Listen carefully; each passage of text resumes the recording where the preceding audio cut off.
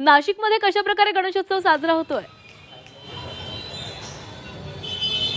नक्कीच सकाळपासूनच गणरायाला घरी घेऊन जाण्यासाठी आपण बघितलंच की सकाळी नागरिक घरातून बाहेर पडल्याचं आपल्याला पाहायला मिळालं।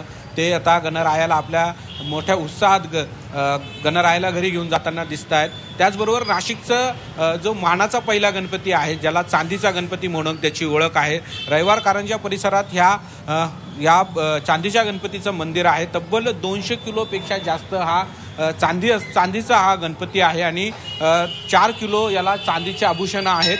असा हा मानाचा जो गणपती आहे त्याचे तुम्ही आता दृश्य जर पाहिलेत तर यामध्ये आपल्याला दिसेल की अनेक नागरिक ह्या दिवशी गर्दी करताना पाहायला मिळत आहेत, गणरायाची पूजा करताना आपल्याला पाहायला मिळत आहेत, आपली मनभावे पूजा जी आहे ती करताना पाहायला मिळत आहेत, त्याचबरोबर दर्शन घेताना देखील पाहायला मिळतात। खरं तर पहाटे 5 वाजेपासूनच ह्या मंदिरामध्ये गर्दी पाहायला मिळते आहे।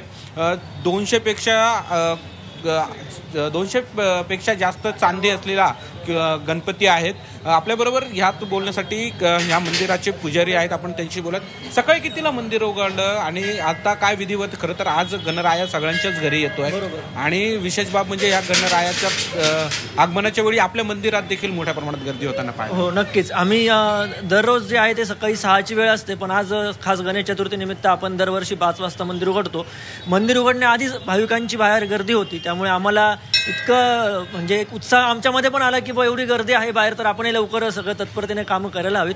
त्यानंतर सकाळी आपलं नित्यनेमाने जे आहे ते आपण त्या बाप्पाचं जे आहे वस्त्र वगैरे आपण बदलल्यानंतर आपण त्याचं जे काही विधिवत जे आहे पूजा अभिषेक पूर्ण केला। अभिषेक झाल्यानंतर महाआरती झाली, महाआरतीनंतर आपण प्रसाद वाटपाचा कार्यक्रम ठेवला आणि त्यानंतर आपला जो पूजा अशी या ठिकाणी संपन्न झालेली आहे आणि नाशिककरांनी या ठिकाणी मोठी गर्दी केलेली आहे।